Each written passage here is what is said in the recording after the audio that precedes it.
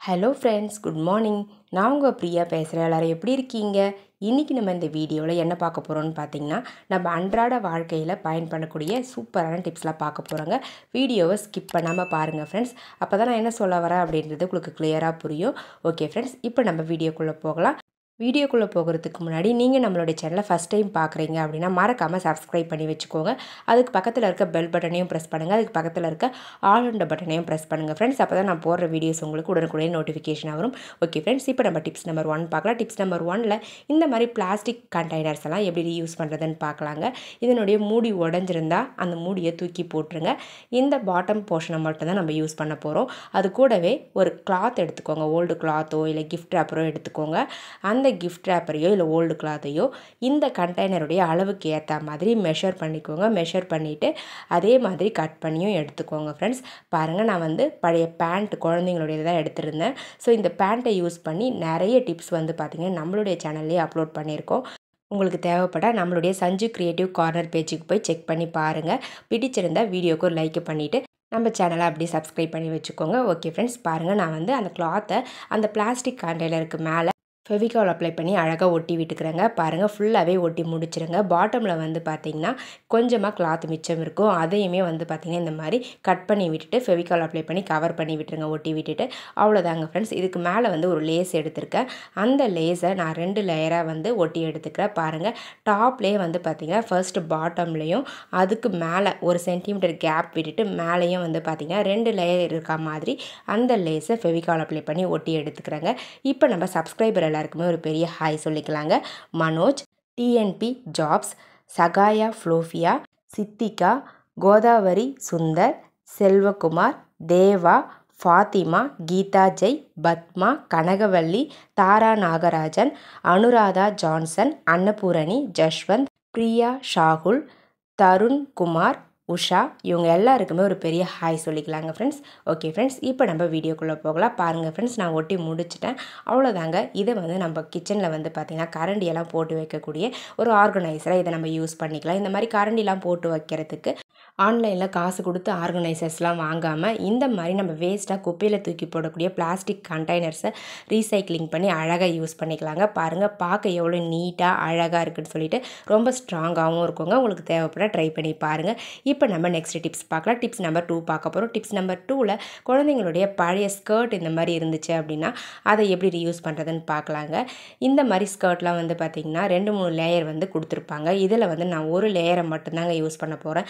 பாருங்கள், இந்த bottom layer பார்த்திங்கன்னா கொஞ்சம் ஜிகு ஜிகுன்னு நல்லா இருந்துச்சு. ஸோ அதனால் இதை மட்டும் தனியாக கட் பண்ணி எடுத்துக்கிறேங்க. மற்ற போர்ஷன்ஸை அப்படியே விட்டுட்டு இந்த லேயரை மட்டும் கட் பண்ணி எடுத்துக்கலாம். இந்த லேயரை கட் பண்ணி எடுத்தாலுமே இந்த ஸ்கர்ட்டை நம்ம யூஸ் பண்ணிக்க முடியும். பாருங்கள் ஃப்ரெண்ட்ஸ், நான் கட் பண்ணி எடுத்துடுறேன்.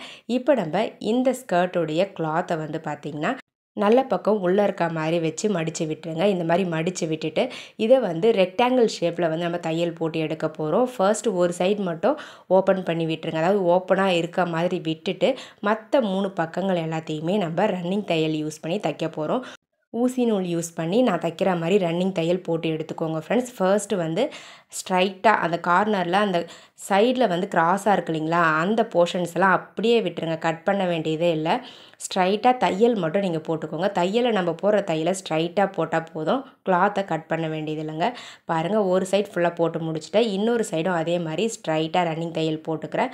பாட்டமில் ஓப்பன் இருக்கு இல்லைங்களா, அதையுமே நம்ம க்ளோஸ் பண்ணி விட்டுடலாங்க. அதுக்குமே ரன்னிங் தையல் யூஸ் பண்ணி தான் நான் க்ளோஸ் பண்ணி விடுறேன். ஜஸ்ட் நீங்கள் ரன்னிங் தையல் மட்டும் போட்டால் போதும், வேறு எதுவுமே செய்ய வேண்டியது இல்லைங்க. பாருங்கள் ஃப்ரெண்ட்ஸ், நான் 3 பக்கமே பார்த்திங்கன்னா ரன்னிங் தையல் போட்டு க்ளோஸ் பண்ணி விட்டுட்டேன். இப்போ நம்மளுக்கு டாப்பில், அதாவது கீழே பாருங்கள், அந்த ஸ்கர்ட்டுடைய கீழ்ப்பகுதி மட்டும் ஓப்பனில் இருக்கும். இப்போ நம்ம நல்ல பக்கம் வெளியே இருக்க மாதிரி திருப்பி விட்டுக்கலாங்க. பாருங்கள், சைடில் எக்ஸ்ட்ரா கிளாத் இருந்துச்சு இல்லைங்களா, அது எல்லாமே பார்த்திங்கன்னா ஆட்டோமேட்டிக்காக உள்ளே போயிடும். நம்ம கிட்ட இருக்கக்கூடிய காட்டனையோ இல்லை ஓல்டு கிளாத்ஸையோ இந்த மாதிரி உள்ளே இன்செர்ட் பண்ணி விட்டுட்டு இப்போ நம்ம ஒரு சைடு ஓப்பனில் இருந்துச்சுங்களா, அந்த சைடையுமே இந்த மாதிரி மடித்து விட்டு தச்சு எடுத்துக்கோங்க ஃப்ரெண்ட்ஸ். அவ்வளோதாங்க ஃப்ரெண்ட்ஸ், நம்மளுடைய சூப்பரான க்யூட்டான பில்லோ ரெடி ஆகிடுச்சு. பாருங்கள், எந்த அளவுக்கு க்யூட்டாக அழகாக ஜிகு ஜிகுன்னு இருக்குதுன்னு சொல்லிட்டு நம்ம குழந்தைங்களுடைய பழைய கிளாத்தை தூக்கி குப்பையில் போடாமல் இந்த மாதிரி அழகாக நம்ம பில்லோ செஞ்சு யூஸ் பண்ணிக்கலாங்க.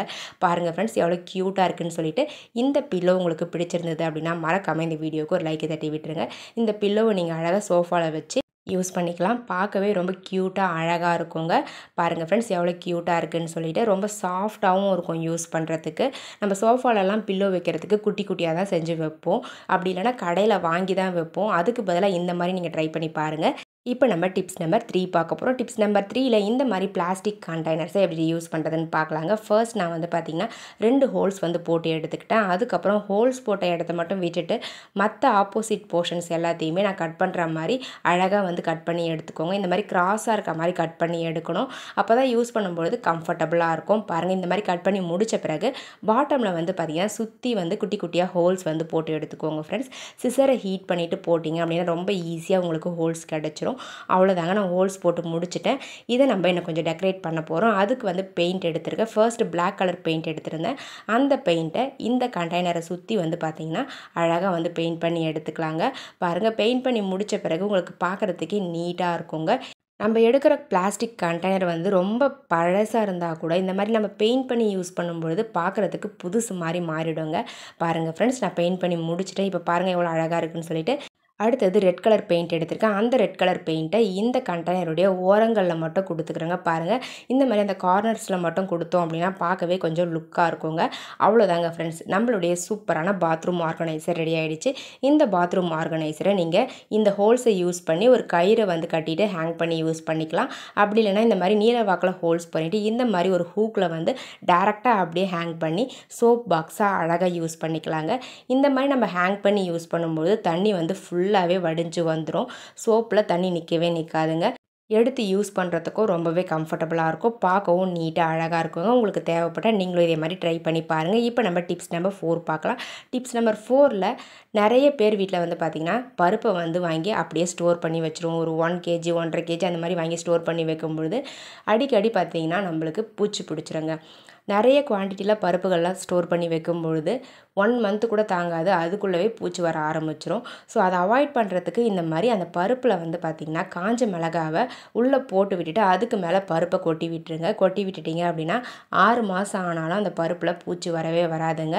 ஸோ இந்த டிப்ஸை ட்ரை பண்ணி பாருங்கள். இந்த டிப்ஸ் ஆல்ரெடி நம்மளோட சேனலில் அப்லோட் பண்ணியிருக்கோம். தெரியாதவங்களுக்காக இப்போ நான் திரும்பவும் அப்லோட் பண்ணுறேங்க.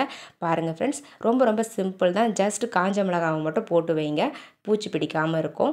இப்போ நம்ம நெக்ஸ்ட் டிப்ஸ் பார்க்கலாம். டிப்ஸ் நம்பர் 5 பார்க்க போகிறோம். டிப்ஸ் நம்பர் 5ல் என்ன பார்க்க போகிறோம்னு பார்த்தீங்கன்னா குழந்தைகளுடைய ஸ்கர்ட், அதாவது யூனிஃபார்ம்லாம் இருக்கு இல்லைங்களா, பழைய யூனிஃபார்ம் வந்து எப்படி யூஸ் பண்ணுறதுன்னு பார்க்கலாம். அந்த யூனிஃபார்முடைய ஸ்கர்ட் தான் எடுத்திருக்கேன். யூனிஃபார்முடைய அந்த ஸ்கர்ட்டில் பாட்டமில் எப்போவுமே இந்த மாதிரி நல்லா அகலமாக பட்டையாக வந்து பார்த்திங்கன்னா மடித்து தைச்சிருப்பாங்க. ஸோ அந்த போர்ஷனை நம்ம கட் பண்ணி எடுத்துக்கலாங்க. பாருங்கள் இந்த அளவுக்கு கட் பண்ணி எடுத்தால் போதும். கட் பண்ணி எடுத்துகிட்டு இதை நான் எப்படி க்ளூ அப்ளை பண்ணி ஓட்டணும் அந்த மாதிரி ஒட்டி எடுத்துக்கோங்க. இந்த மாதிரி மடித்து விட்டு தைச்சிருக்கிறதால உள்ளே வந்து ஓப்பன் வந்து இருக்குங்க. ஸோ அதை வந்து நம்ம யூஸ் பண்ணிக்கலாங்க சூப்பராக. பாருங்கள் இப்போ நான் எப்படி ஃபோல்ட் பண்ணணும் அந்த மாதிரி ஃபோல்ட் பண்ணிவிட்டு அதுக்கப்புறம் இதை ஒட்டி எடுக்க போகிறோம். ஒட்டுறதுக்கு முன்னாடி அந்த ஸ்கர்ட்லேயே வந்து பார்த்திங்கன்னா இந்த ஹூக் போர்ஷன் இருக்கு இல்லைங்களா, இந்த கொக்கி இருக்கக்கூடிய அந்த பகுதிகளை கட் பண்ணி எடுத்துக்கலாம். அந்த கொக்கியையும் கட் பண்ணிக்கணும். அந்த கொக்கி மாட்டுறதுக்கு கொடுத்துருப்பாங்க இல்லைங்களா, அந்த போர்ஷனையும் கட் பண்ணிக்கணுங்க. பாருங்கள் நான் கட் பண்ணுற மாதிரி கட் பண்ணி தனியாக எடுத்துக்கோங்க. இப்போ நம்ம கட் பண்ணி முடித்த பிறகு எப்படி ஒட்டுறது அப்படின்னு பார்க்கலாங்க. ஃபர்ஸ்ட்டு நான் வந்து பார்த்திங்கன்னா அந்த பட்டையை கட் பண்ணி வச்சுருக்கோம் இல்லைங்களா, நீல வாக்கில் கட் பண்ணி வச்சுருக்கேன். அந்த கிளாத்தை நான் க்ளூ அப்ளை பண்ணி 2ஆக மடித்து விட போகிறேன்.